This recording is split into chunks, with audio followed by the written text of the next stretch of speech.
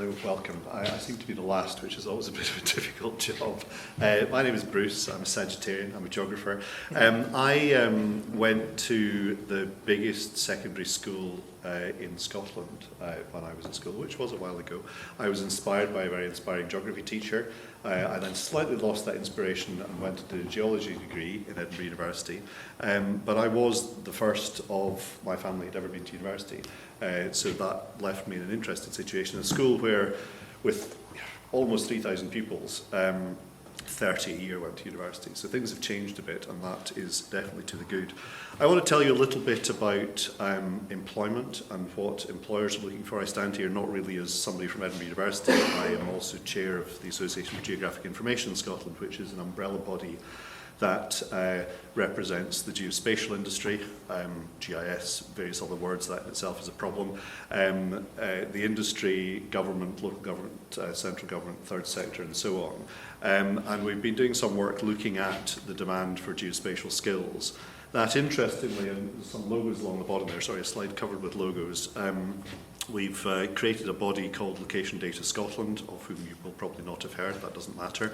It's funded by Scottish Government and Scottish Enterprise, because Scottish Enterprise and Scottish Government really see geospatial as a big future industry within Scotland.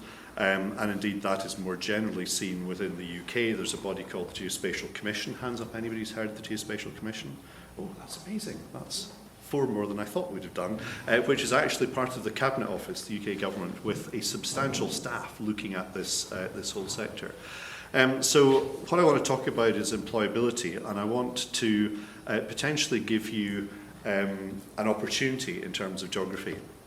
You know, who needs a geographer? They used to say geographers, well, what do geographers do? Who are they employed by? They're employed as planners. I can't remember, there's 3 of them. It's planners, surveyors, and the leftovers go and teach. Terrible thing to say.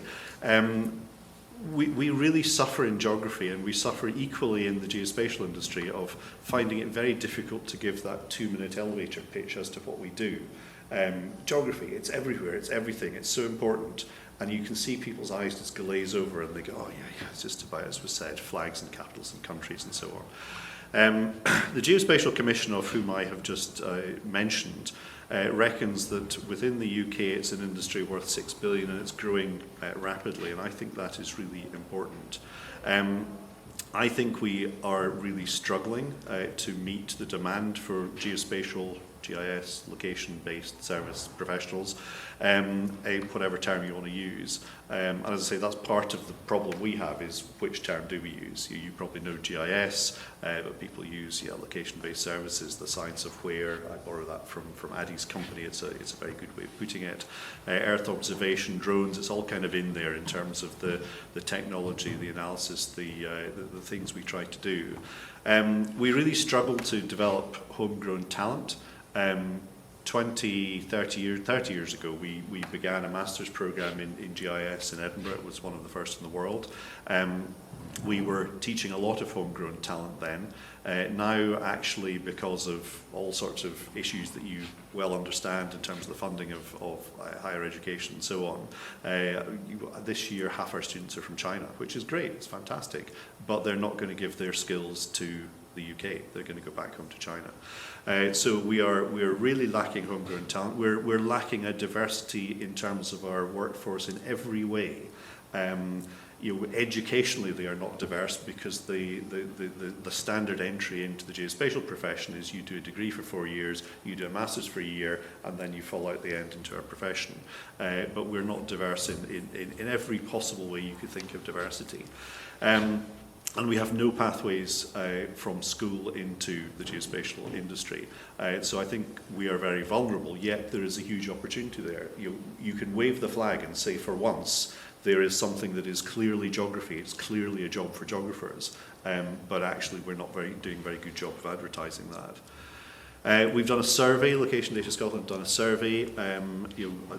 The infographic kind of presents the results there.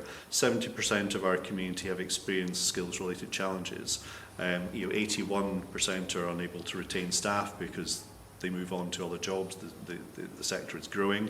It's the real evidence there that geospatial is growing. we need geography in terms of feeding into that, and we're not doing a very good job. So opportunities, we can connect pupils who think maps and computers are cool to quality careers. That's the level we're at. I think that's potentially a good hook for pupils to say, look, if you like maps, if you like computers, then actually we can give you not just a career, but a good career, a very well-paid career. It struck me fairly recently that we all know that geography is full of problems that need solutions. We can think of problems and problems and problems. My colleagues who deal with IT and data science, they've got solutions coming out their ears and no problems. So there's a fantastic fit there.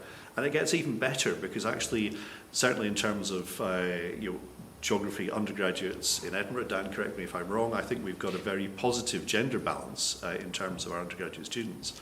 IT is a major problem. I went to an event 3 weeks ago, and they were terribly embarrassed because they'd struggled. They were struggling to meet their target of 20% women, which is shocking.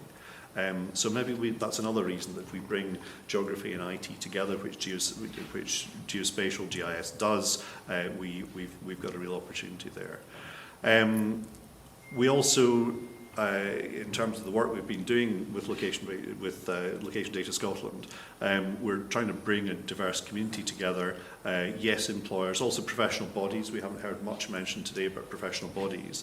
And we have a real challenge with professional bodies as well, because it's not just one, it's not just two, it's not just three, it's probably 5 or 6 different professional bodies who all think they've got pathways through education and training and skills and so on, but actually these pathways are all different. Yes, educationalists, schools, colleges, universities. GIS appears on many university curricula, but it doesn't appear in schools. Do we want it to appear in schools? That's another interesting question. SQA have qualifications, have courses in GIS. Nobody teaches them. No colleges teach them, which I find quite remarkable. And in terms of policymakers, the work that Mike's doing, RSGS is doing, and we're doing more broadly in terms of trying to influence the policymakers in terms of showing them there's an opportunity there. There's a lot going on, actually, in terms of colleagues of mine in industry, in universities and so on, going out into schools, but they're going out with different messages, even within geospatial different messages. And I think one of the things we're going to try and do, or we are trying to do, is to focus these efforts and give a consistent message that can go out to pupils, to careers advisors, to parents, and say, actually, there is a really good career here. So let's come to provocation. Sorry, I was meant to have 3, I've got 5. Can we use geospatial to bring geography back into the centre stage? I think we can. I think it's now, as I said, much easier to label a geographer in the employment market rather than a lot of hand waving and saying, well, they might go into merchant banking, that'll be really useful. Geospatial is geography, and there is this huge demand for geospatial professionals. I don't think it's actually, and this might be controversial, I don't think it's about teaching GIS in the curriculum. I've heard teachers say before, well, we've got to get GIS in there, we've got to show kids how to use GIS. I think it's about getting kids to think spatially, to think about location, to enthuse them for maps. I don't think we need them to press buttons on a bit of software that probably will have changed by the time they get into the employment market anyway. It's about a way of thinking. And I think you guys all understand that. I'm preaching to the converted, I know on that one. It's spatial thinking that's really, really important. Where I might be controversial with this audience is I don't think geospatial skills are just for geography. I think those of you that are geography teachers, need to get out there and talk to your colleagues in English, in maths, in history, in biology, in business management, even PE. PE, sports science is inherently spatial. Art and design, cartography is not taught in universities anymore. So where is it going to be taught? Where do we actually explain not to make horrendous mistakes with the construction of maps? Because we don't do it at university.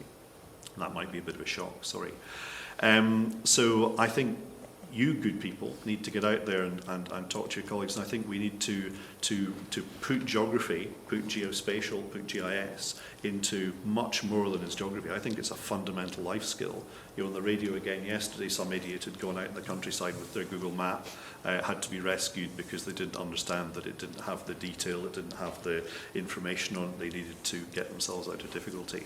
That's a life skill. That's an important life skill. It's much more than geography. I think also geography teachers need to educate their guidance, their careers colleagues to say there is a real opportunity here. I don't think people know about the geospatial industry, and I don't think they know how big and how valuable it is, and how much effort, Location Data Scotland's main effort for Scottish enterprises to grow this marketplace, to bring inward investment, to encourage businesses to set up in Scotland. We're in real difficulties if we do that well, and we haven't got the people to work in that industry.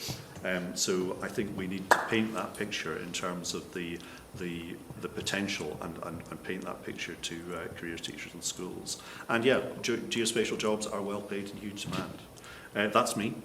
Thank you. If you want to get in touch, if you disagree with what I've said, do send me an email. But hopefully that's been useful.